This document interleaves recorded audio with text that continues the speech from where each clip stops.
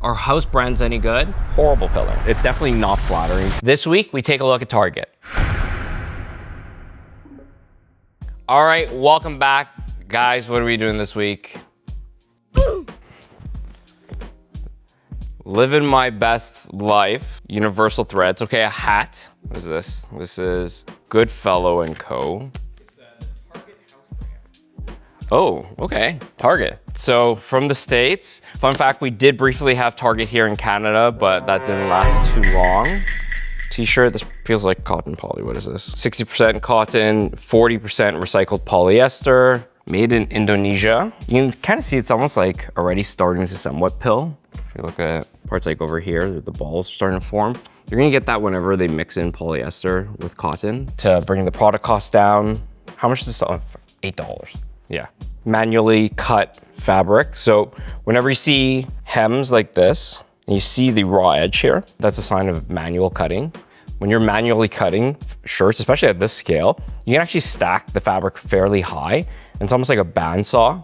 It doesn't lead to the most consistent product, but when you're doing stuff at volume, it's quite quick. Lots of raw edges on the side. They have neck tape here, around the back of the neck only. Smooth threads here. It does feel like this will shrink up quite a bit in the wash, just because it's fairly loosely knit. You can see there's a lot of bunching in here. So these are clearly, it's being sold for $8. It's not designed to be the most high quality t-shirt. It's designed to service a market that wants an $8 t-shirt. It's not the worst thing I've ever seen made, to be honest, but it's definitely not up there in terms of workmanship. The jeans, these are definitely a relaxed fit. How much is $20? That's crazy. This is must be made in, made in Pakistan. You see here a lot of these distressing marks. You can do this either with lasers or they'll actually put it on these like inflatable legs and rub it with sandpaper. Because there's very minimal like surface defects or like abrasions, I feel like it's probably what's done with the laser. They do have branded buttons and branded rivets, and they have spent the money on a YKK zipper. There's some stretch in this too. Yeah. 1% elastanes by weight, 99% cotton. It's definitely a very serviceable pair of denim. At 20 bucks, not bad at all. Let's take a look at the hat. Living my best life. $15. To be honest, like we make a lot of hats for clients. When I see a very generic hat shape like this is probably something that's readily available in the factory's catalog, and then they're just buying it and embroidering it on there. Inside here is what's gonna be called seam allowance. See here, it's quite rough. They clearly don't care what the inside of this looks like. That's why they're retailing this for $15. Okay, so I have some golf hats. A golf. You'll see here on the inside of the Callaway, the seam allowance from the brim, quite evenly cut, nice and finished. Same thing with the TaylorMade, but nice and evenly cut versus, again, it's very jagged edge. This is a cut it close enough and then sew it together kind of job. So in terms of workmanship, this is definitely the worst. It feels cheap too. Before we actually tear these down though, let's actually try these on. And I'm gonna kind of take you through what our fitting process would be like. Zach, you wanna put these on? Sure. First of all, how does it feel on you? I mean, the main thing is it feels a bit tight. I'm sort of like you, I'm normally like a medium kind of a thing. And this is a small, I think.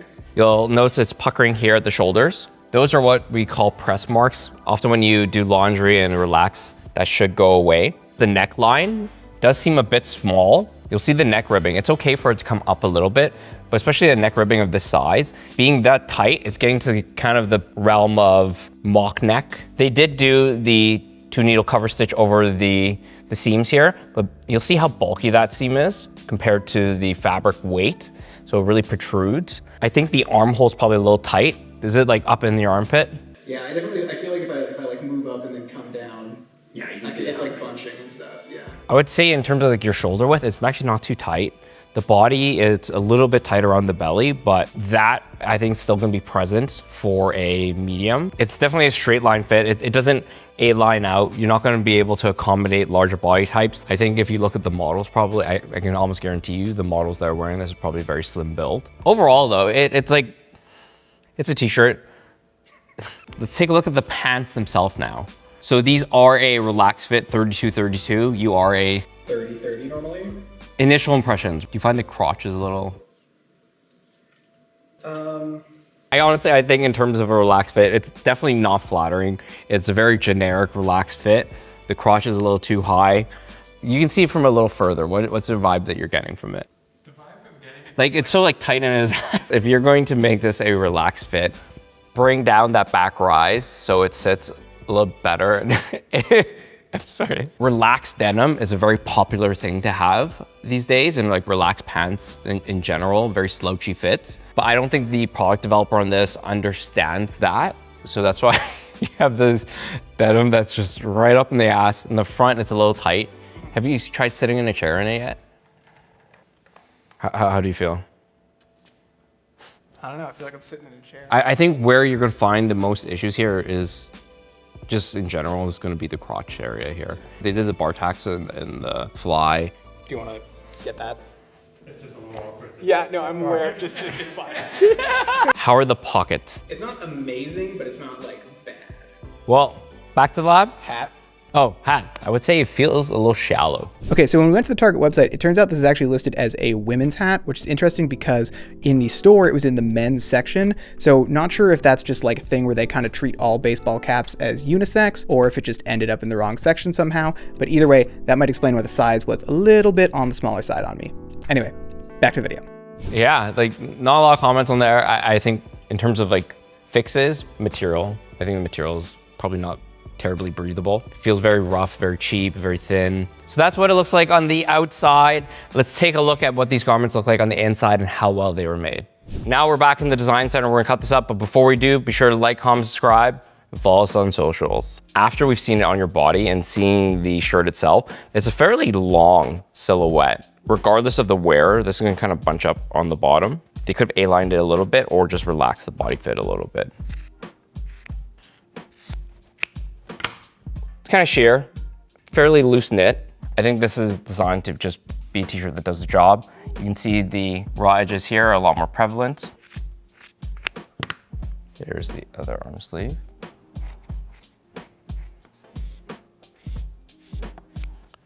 Ribbing. Size label, a little twisted. Like if the goal is to sell an $8 t-shirt, it can obviously be made better, but it's not by any means horribly made. Let's take a look at the pants. This is the back rise. This is the front rise. That curve and how it basically kind of really dramatically just cuts in is why it kind of like pulled up his ass crack. If it was a more gradual curve here, then it would fit a little differently. To have something quite tight up top and then relax on the bottom, it just makes the fit feel a little bit disjointed.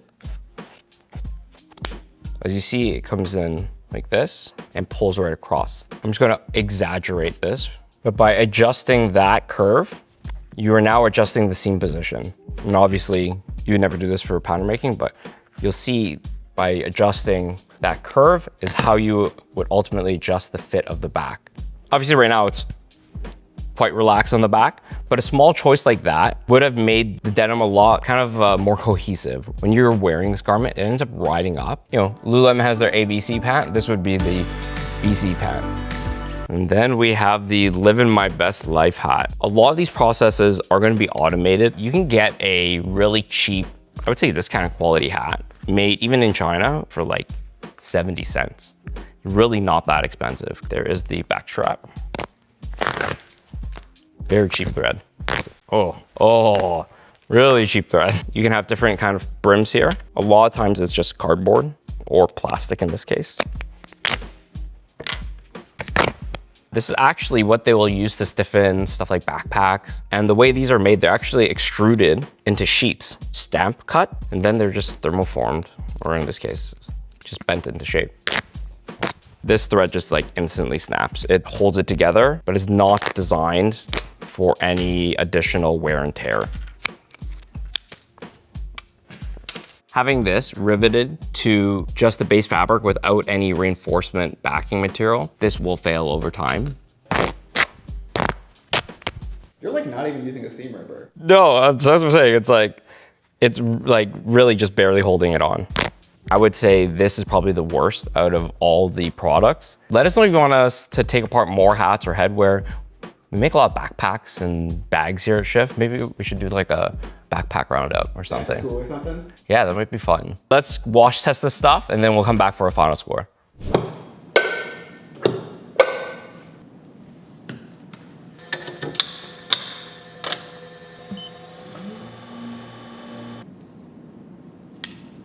Let's do this on the CNC.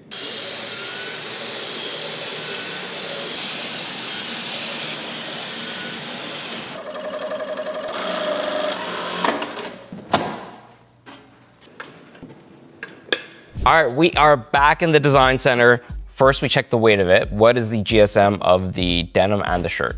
So the shirt was 151 GSM, and the denim was 431 GSM.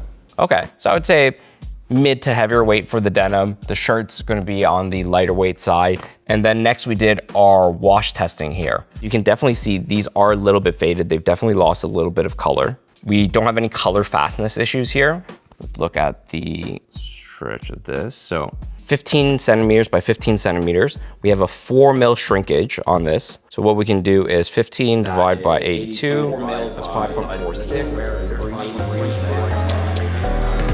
Okay, so when we sat down to edit this, we realized that this whole math section made absolutely no sense, so I'm gonna break it down for you here. The pieces we threw into the washing machine were 15 by 15 centimeters, and they each shrunk by 4 millimeters. So in the case of the pants, that means that over the entire length of the pants, you're gonna lose about 1 inch after your first wash, and in the case of the shirt, you're gonna lose about 3/4 of an inch after your first wash. And that's where you'll have to be really careful with a lot of garments. If they are not pre-shrunk, the fit that you try in the store is not going to be the fit that you will eventually have long-term because you will launder your clothing. If you don't pre-shrink your clothing, you have higher fabric yield, therefore your fabric cost per garment goes down. Really, when you're looking at a shirt that is sold for $8, you really do have to be mindful of all the margin that you can make. That being said, if they charge $9, they could have pre-shrunk. Let's take a look at the hat here. I would say the color is a little bit lighter, not that much in terms of fading. Finally, this is the Martindale pilling test. So denim, no surprise, very durable yarn, not a lot of pilling here. This, horrible pilling. To have this amount of pilling, that is because it's been mixed with the polyester to cheapen the product, which will lead to durability issues long-term. When you really look at fast fashion, and I would categorize this as fast fashion, it's not designed to last. It's designed to just get new styles. But if you invest in higher quality clothing, it'll last a lot longer. On the business side, you're not going to be able to create a super high quality product and sell it for $8. This is the Target haul, and as you can see, we have all the panel pieces from our jeans, our shirt, and our hat. Let's dive into each one. This is the Living My Best Life hat, which is clearly having a bad day. It is a 6-panel hat. 1, 2, 3, 4, 5, 6. Here's the front brim, the inside rim with interfacing, as well as the adjustable strap and metal trims. This is the Everywhere Collection tee. We have our back panel, our front panel, our sleeve panels, our neck ribbing, and as you can see, we punched a bunch of holes in this to do durability testing. For our $20 denim, we have our back leg panels, we have our back pockets, back yoke, waistband, front pocket bags, front leg panels, fly, our rivets and buttons, as well as our belt loops. Now let's head on back to the lab. So now that we've gone through all the garments, let's take a look at them and give them their final score. First, we can do the Everywhere for fabric here. I'm gonna give it a 2 out of 10. The fabric itself is fairly lightweight. It's a cotton polyester blend. It's loose knit. It pills like crazy. There's a lot that could have been done here to improve the fabric, so that's why it's getting a 2. For workmanship, there are some loose threads here and there. You can see at the bottom hem in terms of the raw edges. Overall though, it wasn't horrible, so I'm gonna give it a 6 out of 10. When we look at this garment for the design, the armhole was a little tight, and I could see that leading to some fit issues. The body length is a little bit longer than usual for a shirt like this. What I would have done is opened up the bottom hem. So A-line it a little bit, just because at that length, you're going over someone's ass, and nobody's ass is ultimately as small as their waist or their upper body. You look at that circumference. At the end of the day, it's still a t-shirt. It's still something that they were able to design and put out there with the constraints of selling this for $8. I'm gonna give it a 6 out of 10. So when we look at value, yes, it's $8. It is cheap, But just because something is cheap doesn't mean it's good value. So when you really look at it in terms of like cost per wear, this is not something that's going to last you. So while it may be cheap, it's going to get a 5 because it's not designed to last. Next up, we have the Living My Best Life hat. For fabric, I'm going to include the materials here, just like we did with the Canada Goose video. The thread here is so bad, it snapped so easily. And because of that, I'm going to give it 2.5 out of 10. Workmanship, we saw under the brim how rough this was. And I think a B surface is very evident in terms of how you're choosing to construct this garment. So for workmanship, I'm gonna give it a 3.5 out of 10. I highly doubt they designed the cap itself. They probably went to a factory and said, give me your cheapest hat and let me embroider Living My Best Life on it. You look at the clasp here, because they didn't put any reinforcement in behind it, I think it just fell out while we just happened to be handling the hat. These are not the decisions you should be making when designing a hat. That's why it's getting a 3 out of 10. For value, when we really look at this, you get a hat that says Living My Best Life, but this was priced at $15, and I think the only reason why is because that's just the standard going rate for hats. If they added another 50 cents or $1 to the product cost here, this would have been a massively different hat. Because of all that, I can't give it above a 1. And finally, we have the relaxed denim. In terms of the fabric, there is some shrinkage. I think it was just over an inch from the inseam. So if you include the rest of it, probably an 1.25 inches. There are a lot better options in terms of hand feel, in terms of durability, in terms of overall better denim. And when I look at it just for the fabric, I'm gonna give it a 6 out of 10. In terms of workmanship, overall, it's pretty decent. There's a few loose threads here and there, so I'm gonna give it a 7 out of 10. When we look at the design of these jeans, they have taken the time to brand the buttons, brand the rivets. Where this falls apart is the fit. I think the product development side and the manufacturing side is probably quite strong. Whoever was the designer of this, they were fitting it on their size model. They saw it up in the ass crack and they're like, yep, we're going to production with that. They chose to have a fabric with 1% elastane. At the end of the day, I don't understand why you need a stretch fabric when it's a relaxed fit. You could have used a 100% cotton denim. It would have lasted longer. And because of all that, I'm gonna give it a 5 out of 10. For value, they've branded the buttons, they've branded the rivets, it's a YKK zipper, they've put in bar tacks to reinforce the parts of the denim. If you're okay with this fit and this wash, it's $20 for a pair of denim. So because of that, I'm gonna give it an 8 out of 10. So as you can see, we have 3 very different scores, all from Target house brands. And this is why we never answer the question of what brands do we like, because every brand's gonna have different supply chains, and just because the product is good from a brand doesn't mean the rest of the products are good. So there's no way to actually get an overall sense of the brand unless we take a look at a lot of garments from them. This is our first haul style video. Let us know if you like this style so we can do more of them. Be sure to like, comment, subscribe. Until next time.